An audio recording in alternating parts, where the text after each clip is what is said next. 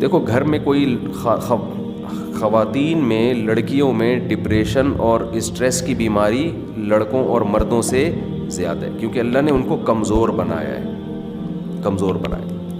ہمارے ہاں جب کسی لڑکی اسٹریس یا ڈپریشن میں جائے، دماغ خراب ہونا شروع ہو جائے، تو اس کی ریزن یا وجہ تلاش کرنے کے بجائے یہ دینداروں میں بھی، یہ دنیا داروں میں بھی فوراً جن چڑیل بھوت میں ڈال دیتے ہیں اس کو، اس سے اس کی بیماری کا اور بیڑا غرق ہو جاتا ہے۔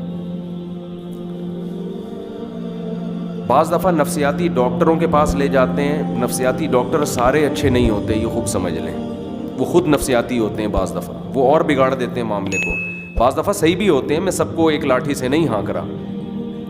انہوں نے نفسیات پڑھی ہوتی ہے، گورے کا سلیبس پڑھا ہوا ہوتا ہے، یہ اس کو یہاں کے معاشرے پہ فٹ کر رہے ہوتے ہیں۔ میں گورے کی سوچ آپ کو بتاؤں، گورا کہتا ہے کہ ڈپریشن ختم کرنے کا ایک طریقہ یہ ہے کہ آپ یہ دیکھیں کہ آپ کہیں دوسرے کی ٹینشن تو نہیں اٹھا رہے، ایسا تو نہیں وہ ٹینشن دوسرے کی تھی اور آپ نے اپنے اوپر مسلط کر لی۔ تو سب سے پہلے یہ کہ دوسرے کی ٹینشن خود نہ لو۔ مثال دے رہے کہ بیٹی کی شادی، اس نے کہا بیٹی کی شادی آپ کی ٹینشن نہیں ہے، کس کی ٹینشن ہے؟ یہ بیٹی کی ٹینشن ہے۔ تو یہ اس معاشرے کے لحاظ سے تو ٹھیک ہے، آپ کے لحاظ سے یہ ٹھیک نہیں ہے۔ نہیں آ رہی میرا غلط بات سمجھ میں؟ تو ہمارے یہاں جو نفسیات پڑھے ہوئے لوگ ہیں، دیکھو علم کی ایک بات خوب سمجھ لو، ہمارے ہاں ڈگریاں دیکھی جا رہی ہیں کہ یہ کتنا پڑھا لکھا ہے، کھوپڑی نہیں دیکھی جا رہی کہ اس میں سینس کتنی ہے۔ ہم نے علماء سے سنا ہے کہ علم کی ایک بات آپ کو معلوم ہے، جتنا علم ہے نا اس سے 10 گنا عقل زیادہ ہوگی تو اس علم کا صحیح استعمال ہوگا۔ اگر آپ کے پاس نیری نالج ہے، اس نالج کی روح کو سمجھنے کے لیے کھوپڑی نہیں ہے، اس نالج کو آپ غلط یوز کرنا شروع کر دیں گے۔ دیکھو نالج تو ٹھیک ہی ہوتی ہے، کتابوں میں سچ صحیح ہی لکھا ہوا ہوتا ہے، جو لکھتے ہیں مصنفین اکثر کتابیں ٹھیک ہوتی ہیں، وہ جو نالج دی جا رہی ہے ٹھیک ہوتی ہے۔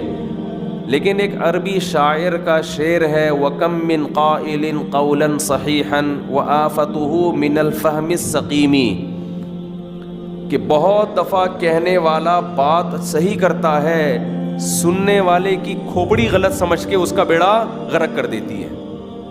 تو یہ ہر فیلڈ میں، یہ ڈاکٹروں میں بھی، مفتیوں میں بھی، عالموں میں بھی، واعظوں میں بھی۔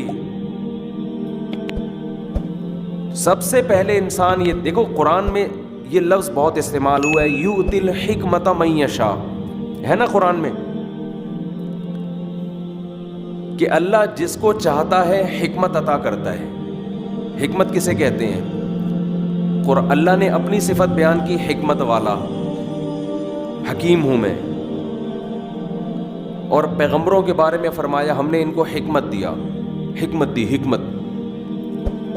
تو یہ حکمت کیا ہے؟ حکمت کی ڈیفینیشن ہے صحیح اور غلط میں فرق کرنے کی غیر معمولی صلاحیت۔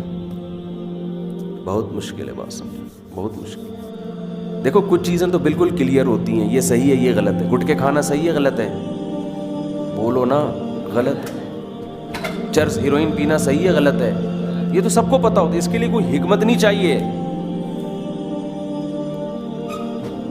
لیکن کچھ چیزیں ایسی ہوتی ہیں جن میں صحیح اور غلط میں فرق کرنے کے لیے جب تک آپ کی کھوپڑی میں غیر معمولی صلاحیت نہیں ہوگی، گاڈ گفٹڈ، اس وقت تک آپ بال کی کھال نہیں اتار سکتے،